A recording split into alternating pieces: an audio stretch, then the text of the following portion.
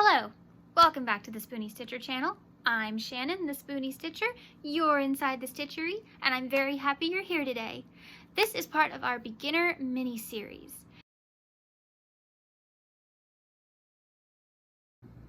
So to start your next row after you've made a chain, doesn't matter what stitch you're about to start with, you need to skip a certain number of stitches, and that becomes what's called your turning chain.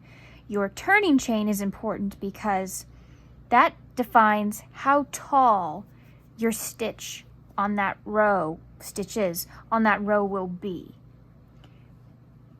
So if you're making a single crochet, let's say, then I have 10 here and I want 10 to stay the number of my stitches across.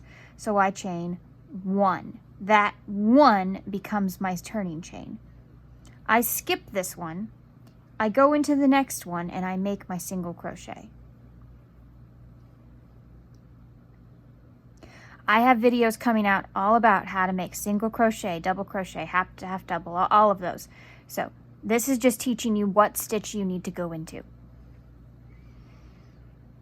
So on a single crochet, you need a chain 1 for a turning chain.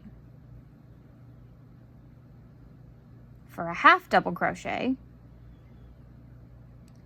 you usually skip 2. You can skip 1, but for learning's sake, we'll say we skip 2 chains. And then that becomes our turning chain. See how it made my stitch taller? Unlike a single crochet, here I'll show you the difference. Look, you can see the height difference. Don't look at the bar, look at the stitches.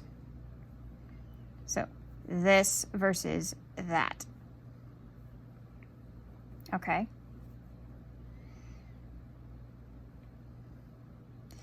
If we're making a double crochet, we need 3. So 1, 2, 3, here's 4, we go into the 4th.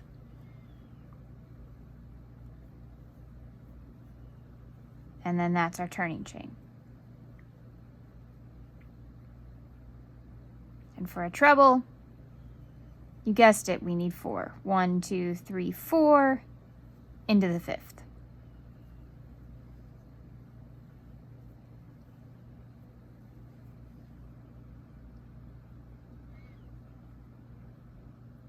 If we didn't do that, if we didn't have a turning chain,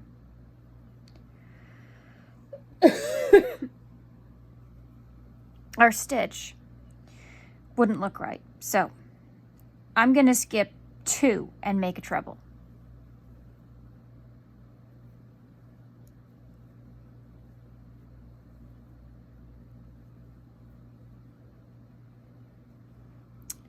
Do you see my problem?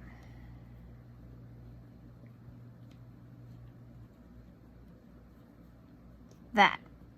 Now it's all bulgy. See? Versus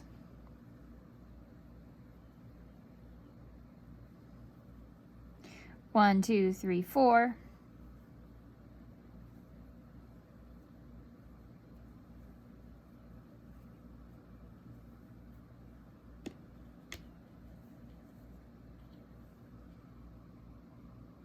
See? Nice and flat. This also works for using the back bump. So you just skip the number of back bumps instead of the number of chains here. So double crochet, 1, 2, there's the back bump.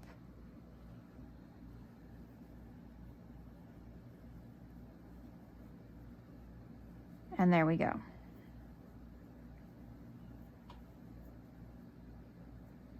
See, it works the same. So that's it. I just wanted to give you a quick little tutorial on which stitches you need to go into to start off your chain. Hope it helped. If you enjoyed the video today, stay tuned for the next stitch. You never know when I will put up a new video, so turn on those notifications because you never know.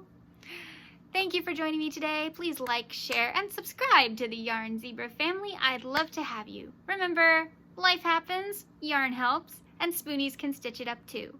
Goodbye.